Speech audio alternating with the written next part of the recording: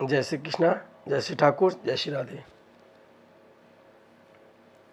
मैं भारत के समस्त देवतुल्य जनता को व सनातन के मार्ग पर चलने वाले समस्त हिंदुओं को सादर चरण स्पर्श करता हूँ।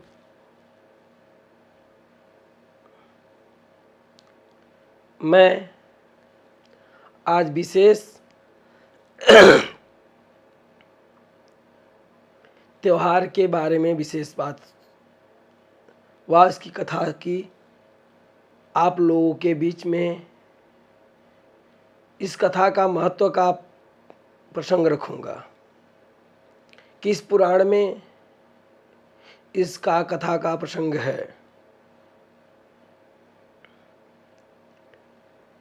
यह माघ मास के चौथ के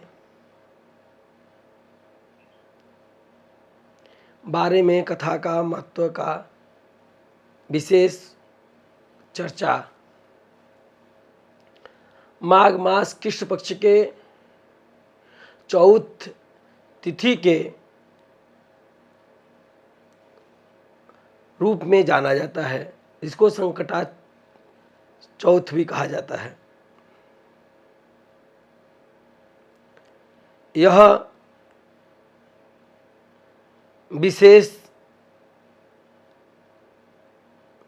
पर्व चंद्रमा को सुपुर्द है। इस व्रत को करने वाले महिलाओं का जो महिलाएं इसको करती हैं उनको अपने पति के प्रति निष्ठा, धर्म और आयु की बढ़ोतरी के लिए और उन दोनों का अपने में समावेश जीवन जीने का, धर्म के निष्ठा के मार्ग पर प्रशस्त होने के विचार से यह व्रत किया जाता है। यह व्रत सिर्फ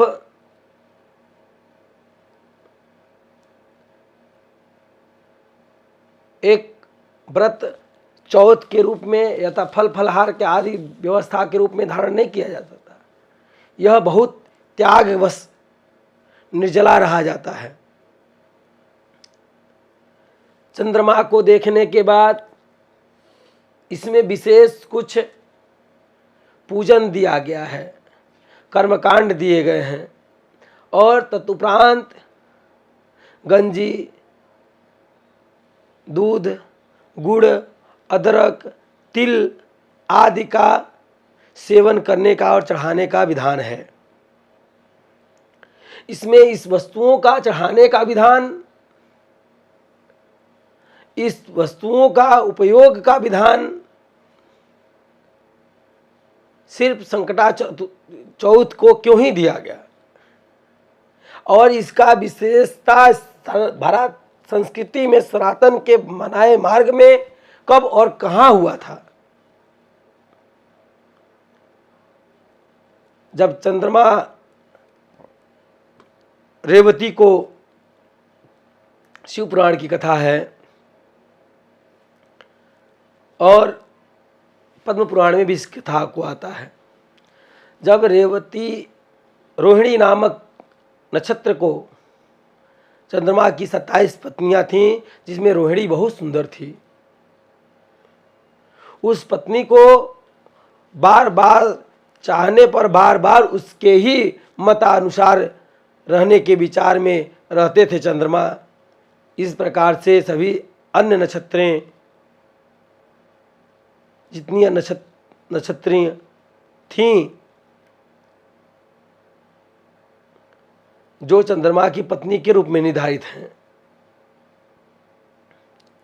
वो सारी पत्नियां दक्ष प्रजापति से, अपने पिता से इसका दुराभाव रखती हैं और अपनी एक बहन के एक रूप में पति को ही देखने के कारण से सारी पुत्रियां दक्ष प्रजापति को यह कहती हैं कि पितामह, मैं सब विवाहित हूँ उनसे, लेकिन वह सिर्फ रोहिणी को ही चाहते हैं। इसमें हम सबकी क्या गलती है? हम सभी पुत्रियों का विवाह चंद्रमा से आप कर दिए और चंद्रमा सिर्फ बहन रोहिणी को ही चाहते हैं। इस बार बार कहने पर दक्ष प्रजापति ने चंद्रमा को समझाया। इस समझाने के मार्ग पे चंद्रमा नहीं सुधरे। दक्ष प्रजापति ने श्रापित किया और उनको पांडव रोग की बीमारी हो गई। पूरे शरीर में पीलापन हो गया, कुरूप हो गए और रोहिणी उनसे दूर होने लगी। अन्य सारी स्त्रियां भी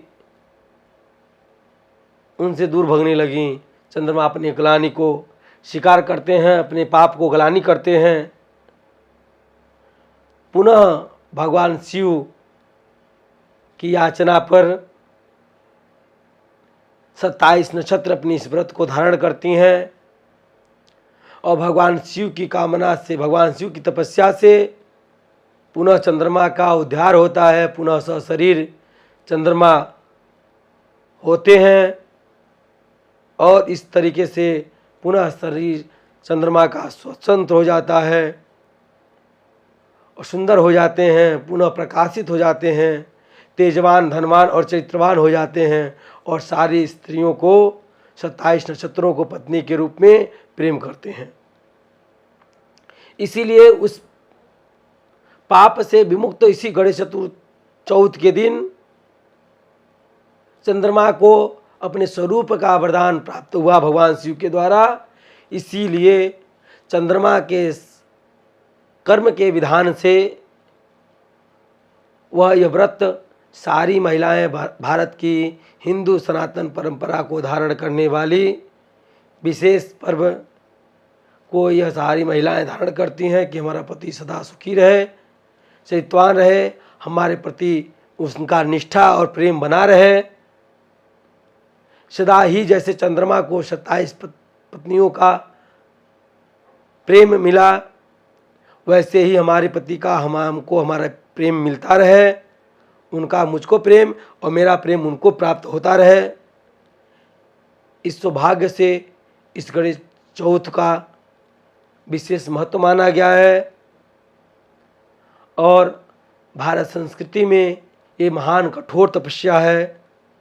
माताएं पुत्र के लिए भी इसका कामना करती हैं। पति के साथ साथ पुत्र को भी इसका आशीर्वाद प्राप्त होता है।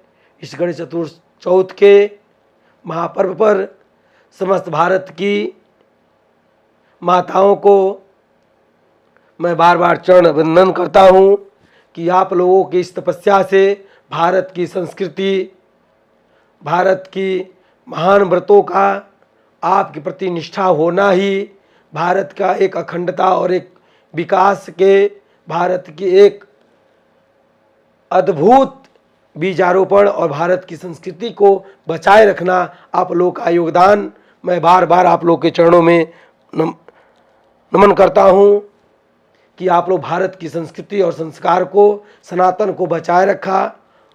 पुरांतरकालीन से अनंत अत्याचारियों से इस परंपरा को बचा के आज भी आप जीवित रखी हैं।